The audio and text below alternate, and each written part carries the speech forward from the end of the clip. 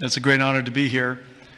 NVIDIA reinvented computing for the first time after 60 years. In fact, Ervin at IBM knows quite well that the computer has largely been the same since the 60s. The IBM System 360 described really quite perfectly the computer that we use today. Central processing units, operating systems, the separation of hardware and software, I/O subsystems, multitasking.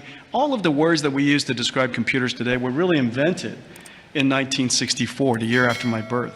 Well, after all this time, we've reinvented computers again. This is what a processor looks like. It's on the right there. People say it's a GPU. That's one GPU unit, and it's 70 pounds, 60,000 parts, 10,000 watts. In order to manufacture it requires probably a couple of hundred companies in the supply chain.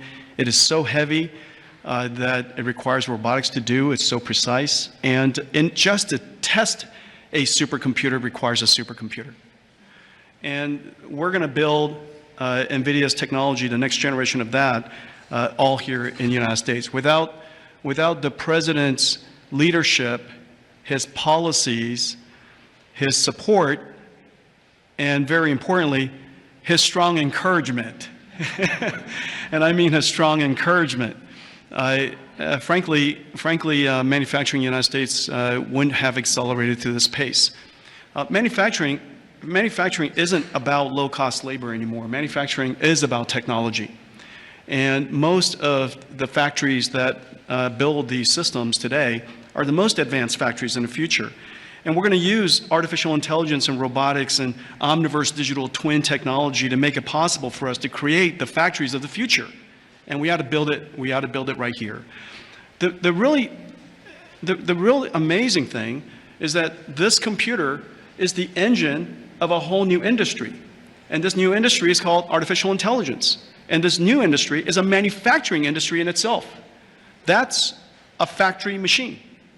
Just as several hundred years ago, the dynamo was invented, water would come in and electricity would come out. Now electricity goes into this machine and incredible tokens come out, artificial intelligence. In order for this industry to thrive, we need to build these systems, of course, but we also need a progressive growth and industry-oriented energy policy, which this president has really put his weight behind. I really appreciate that.